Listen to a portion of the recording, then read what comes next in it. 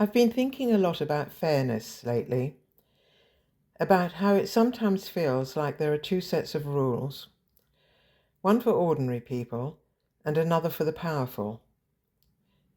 There was a time when scandal at the top could bring a career crashing down. One lie, one disgrace, and it was over. But today, when members of the powerful elite are caught up in serious wrongdoing, the consequences often seem softer, slower, less certain. So I want to go back to a moment in history when shame still had the power to end a career, and then compare it to the world we're living in now. In the summer of 1963, a British War Minister, John Profumo, had an affair with Christine Keeler.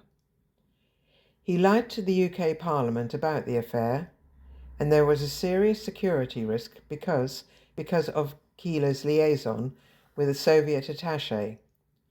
But the fatal blow to Profumo was the breach of institutional trust, and within days he was gone, finished.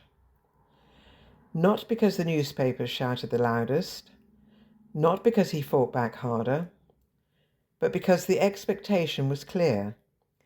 If you misled Parliament, you resigned. Back in the day, to coin a phrase, there was a line, and once you crossed it, you fell on your sword. Now look at today.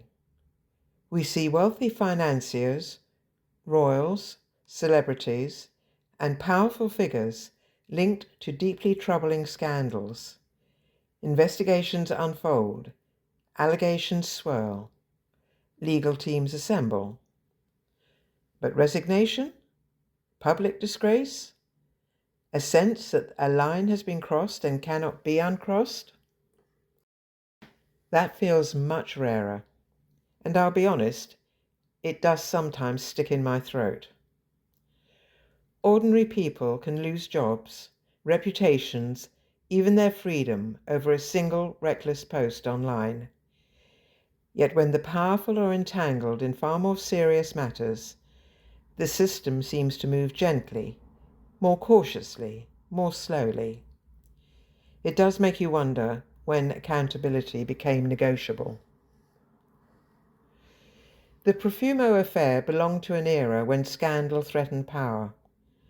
Today, scandal often circles power, but rarely seems to bring it down. For me, looking back across these decades, the change is profound. The Profumo story now feels like a different moral universe, not just in its fashions and manners, but in its expectations.